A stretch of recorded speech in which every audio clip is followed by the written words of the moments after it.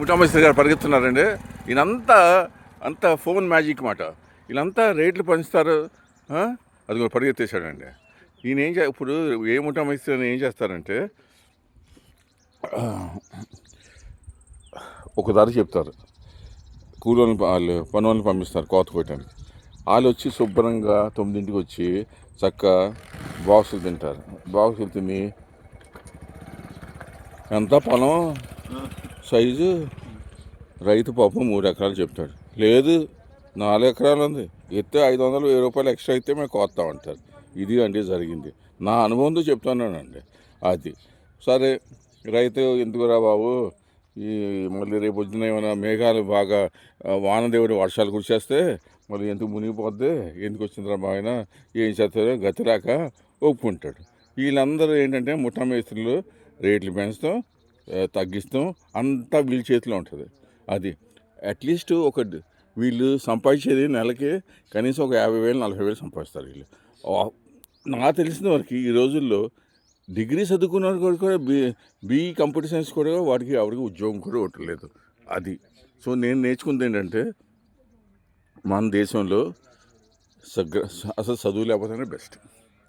అది అది నేను నేర్చుకునేది అది. ఎందుకంటే చేతిలో మీకు ఫోన్ కలపటం వస్తే 10 మంది, మీరు 20 మందిని ఎక్కడ సప్లై చేస్తే మేనేజ్మెంట్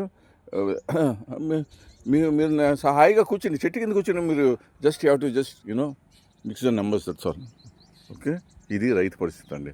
పట్టించుకునే నాదుడు ఎవరు లేడు. అదిగోండి మిర్చి, ఇది ఎకరానికి 70,000-80,000 పట్టాలి.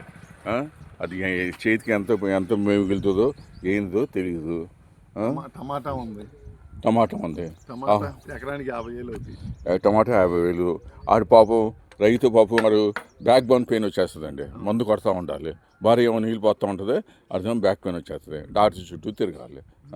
అది నవగ్రహాల చుట్టూ తిరిగినట్టు శని నవగ్రహాల చుట్టూ తిరిగినట్టు ఆడి పరిస్థితి అయిపోతుంది. ఎందుకంటే అసలు ఈ రోజుల్లో వాడికి 10 ఎకరాలు ఉన్నా కూడా రైతు కుటుంబానికి వాడు కొడుకు ఎవరైనా పిల్లనిస్తున్నారండి. అసలు ఈ వీడియో చూసిన వాళ్ళు మీ కామెంట్స్ ఫీడ్బ్యాక్ రాయండి. అసలు అది కాదు, పెద్ద పెద్ద అధికారులు కానీ ఎవరైనా కానీ 2 పూటలు భోజనం చేయకపోతే వాళ్ళు పని చేయగలరా?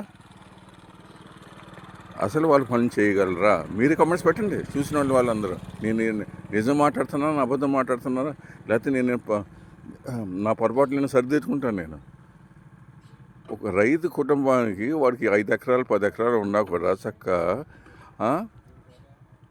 వీళ్ళ అమ్మాయిల తల్లిదండ్రులు మాత్రం లేదు మా అమ్మాయి కారులో తిరగాలి, వాడికి కనీసం 1,00,000 రూపాయలు 2 లక్షల జీతం కాకపోతే మా పిల్లం అంతే. అది ఈ పరిస్థితి మన దేశం. అదేమంటారు తెలుగులో, దుర్భాగ్యం ఏంటంటే రైతుకి విలువ లేదు అసలు. వాడి పని జస్ట్ ఒక స్లేవ్గా పొలంలో పనిచేయటం, ఆడు వృత్తిగా వాడికి న్యాయం చేయటం, ఏమి ఆశించుకోకుండా పంట పండిస్తూ ఉంటాడు. బాగుపడేది ఎవరో? దళాళ్ళు ప్లస్ మందులు కొట్టోళ్ళు, పెస్టిసైడ్ షాప్స్ వాళ్ళు. చక్కగా ఈ మందు తీసుకెళ్ళండి, ఇది బాగా పనిచేస్తుంది, ఇది వేస్తుంది. అది 3 అంటకట్టేస్తాడు. 500లో పోయేది 2,000 అయిపోతుంది. పాపం ఈ రైతు పాపం ఆ మాటలో లీలమైపోయి కొనేస్తాడు. 500లోది 2,000 అయిపోతుంది. ఇదండి నిజం జీవితం చెప్తున్నాను. సరే, చూసిన వాళ్ళు మీ కామెంట్స్ పెట్టండి. అది ఉంటాను, సెలవు. మరి వీడియోలో కలుద్దాం.